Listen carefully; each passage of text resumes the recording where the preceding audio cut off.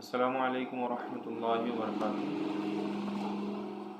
आज का जो इंटर ट्रेड है वो मैं एक्सप्लेन कर देता हूँ। आज बहुत ज़्यादा वोलेटाइल दिन था।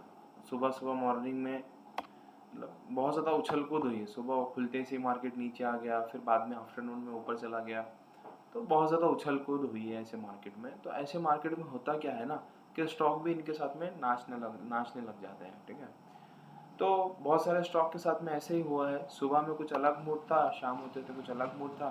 ये लिस्ट जो दी जाती है आपको हॉट स्टॉक की, इसमें से सारे स्टॉक नहीं चलेंगे, इतनी बात याद रखिए।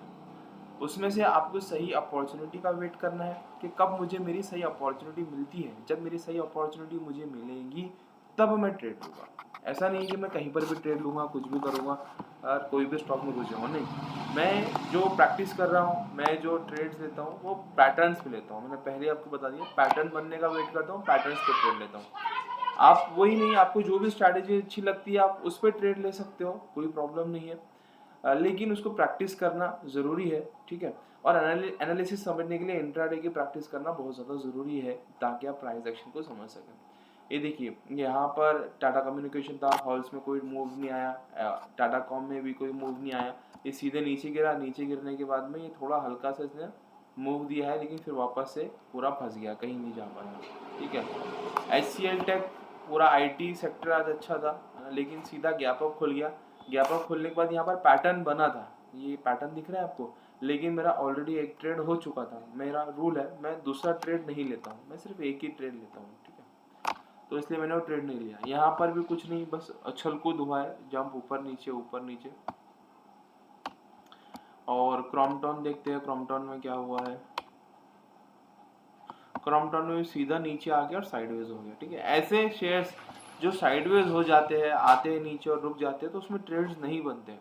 अगर आप ऐसी जगह ट्रेड लोगे तो फंस जाओगे। ठीक है, अब इसमें देखिए पैटर्न ट्रेड में ले रहा हूँ मैं, क्या कर रहा हूँ कि हम पैटर्न ट्रेड करने की कोशिश कर रहे हैं। ठीक है, तो यहाँ पर भी क्या है, यहाँ पर भी कोई पैटर्न नहीं बना है। यहाँ पर हल्का सा रिवर्सल में पैटर्न बना था, है ना, लेकिन जब तक कि मेरा ट्रेड हो चुका था, मैंने जो ट्रेड लिया था वो LTIM में लिया था।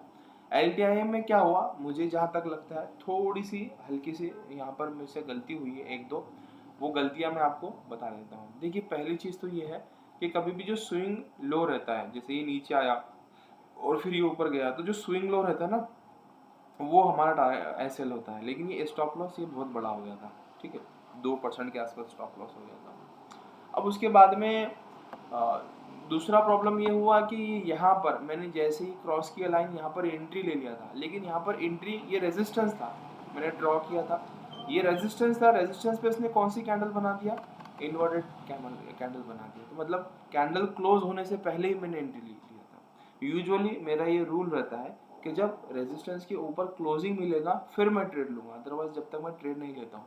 यहाँ पर मैंने क्लोजिंग से पहले ही ट्रेड ले लिया, उसने फंसाया और मैं स्टॉप लॉस कहीं नहीं यहाँ पर लगा हुआ था, वो स्टॉप लॉस हिट हो गया। ठीक है, फिर बाद में वो स्टॉप लॉस हिट करने के बाद में फिर बाद में ऊपर गया। तो एक तो ये जो स्विंग है ना ये बहुत बड़ा है। तो मुझे आज ये बात समझ में, मतलब ठीक है, इंसान लर्न करते रहता है, ज़िंदगी भर आपको कुछ ना कुछ सीखने मिलेगा, लेकिन मुझे ऐसा लगता है, अब ऐसा नहीं कि मैं इसको जो सीखा है, जो आज की फाइंडिंग्स है, मैं उसको कल से इम्प्लीमेंट करूँगा, नहीं, ऐसा नहीं। मैं उसको ऑब्जर्व करता हूँ, 2 3 4 महीना उसको ऑब्जर्व करेंगे, उसके रिजल्ट्स क्या आते हैं। सिर्फ ऑब्जर्व करना मतलब सिर्फ देखना नहीं होता, उसको लिखना होता है।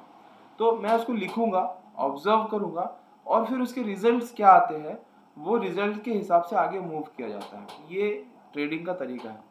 तो ये कैंडल, हैमर कैंडल को मैं ऑब्जर्व करने वाला हूँ आगे, जो रेजिस्टेंस पे बनेंगे तो किस तरह से शेयर का प्राइस रिएक्ट करता है। और दूसरा, इतना बड़ा स्विंग, मतलब 2.5% का स्विंग बना है, 2% के आसपास के।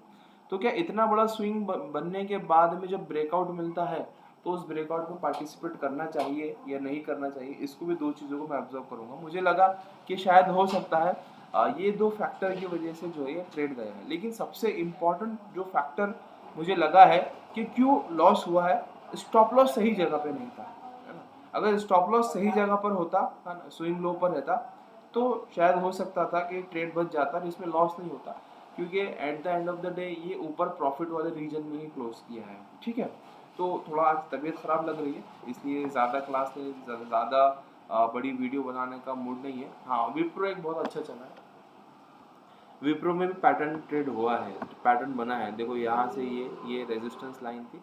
ये रेजिस्टेंस लाइन कहाँ से बनी है, मैं हमेशा बताता हूँ कि पीछे जाइए आपको दिख जाएगा। ये यहाँ पर ये हल्का सा इसको ऊंचाई थी, तो यहाँ से इसका बड़ा गिरावट आई थी, इस वजह से हमने यहाँ पर रेजिस्टेंस लाइन डाला था।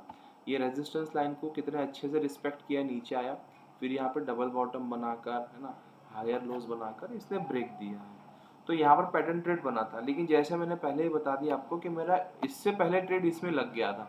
इसमें मेरा ट्रेड पंच होता 10 बजे हो गया था, और विप्रो में जो ब्रेकआउट मिला है वो मिला है 11 बजे, मतलब 1 घंटे के बाद। तो मेरा रूल क्या है, मैं 1 घंटे के बाद पहला ट्रेड, एक ट्रेड लेने के बाद मैं दूसरा कोई ट्रेड नहीं लेता हूँ, चाहे उसमें प्रॉफिट हो चाहे लॉस हो, मैं उठ जाता हूँ। ये मेरा रूल है, ठीक है।